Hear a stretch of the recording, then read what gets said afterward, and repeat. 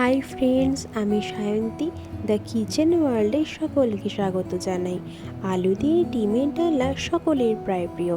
এই ডিমের ডালনা তৈরি করতে লাগছে, আমি প্রথমেই কড়াইয়ে সর্ষের তেল দিয়ে দেবো। তেল গরম করে আমি সামান্য একটু হলুদ দিয়ে ডিমগুলো খুব ভালো করে ফ্রাই করে নেব।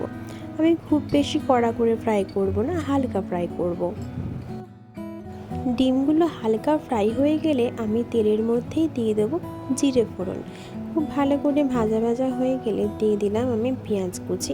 পেঁয়াজ কুচিটা খুব ভালো করে ভাজতে হবে, প্রায় লাল করেই ভাজতে হবে, তাতে করে ডিমের টেস্ট খুব ভালো হয়। এরপর দিয়ে দেবো আদা, রসুন, কাঁচা লঙ্কা এবং টমেটো বাটার একটা পেস্ট।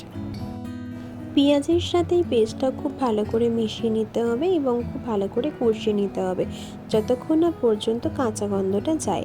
এরপরে আমি একে একে হলুদ গুঁড়ো, জিরে গুঁড়ো, ধনে গুঁড়ো এবং কাশ্মীরি মির্চ অ্যাড করে দেবো প্রত্যেকটা মশলা, এবং মশলাটা দিয়ে দেওয়ার পরে অল্প একটু জল দিয়ে আমি মশলাটা খুব ভালো করে কষিয়ে নেব। তেল ছাড়া না অবধি মশলাটা এইভাবেই আমি কষিয়ে নেব। প্রতিটা রান্নার ক্ষেত্রেই মশলা খুব ভালো করে কষিয়ে নিলে রান্নার টেস্ট ভীষণ ভালো হয়, এবং সেই সময় যদি গ্যাসের সিমটা একটু কমিয়ে রাখা যায় তাতে করে মশলাটাও ভালো করে মজে যায়।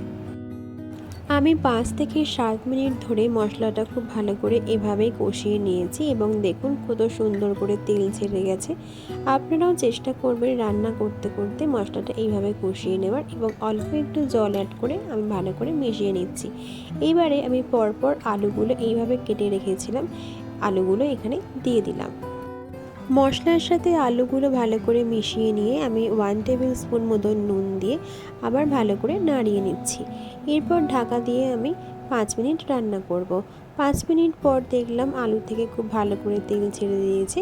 ভাবতে হবে যে মশলাটা খুব ভালো করে কষে গেছে, কিন্তু আলুগুলো এখনও সেভাবে সেদ্ধ হয়নি, তার জন্য আমি কিছুক্ষণ অপেক্ষা করতে হবে। এবারে আমি আরেকটু 1 টেবিল স্পুন মতন নুন অ্যাড করেছি এবং খুব ভালো করে কষিয়ে নিচ্ছি, এবং আলুগুলো খুব ভালো করে সেদ্ধ হওয়ার জন্য আমি জল অ্যাড করলাম। যেহেতু এটা ডিমের ডালনা করব, তাই জন্য আমি একটু ঝোল রাখবো। তো আমি আবার 7-8 মিনিট পর ফিরে আসলাম। এবারে আলুগুলো মোটামুটি 80% মতন সেদ্ধ হয়েছে। এবারে এই সময় আমি ডিমগুলো এর মধ্যে অ্যাড করে দেবো।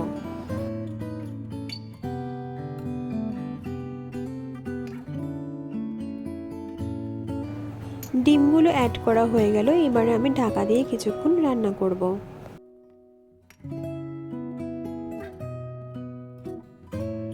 3 থেকে 4 মিনিট পর ঢাকা খুলে আমি এরপর 1 টেবিল স্পুন মতন ঘি এবং 1 টেবিল স্পুন মতন শাহি গরম মশলা অ্যাড করলাম।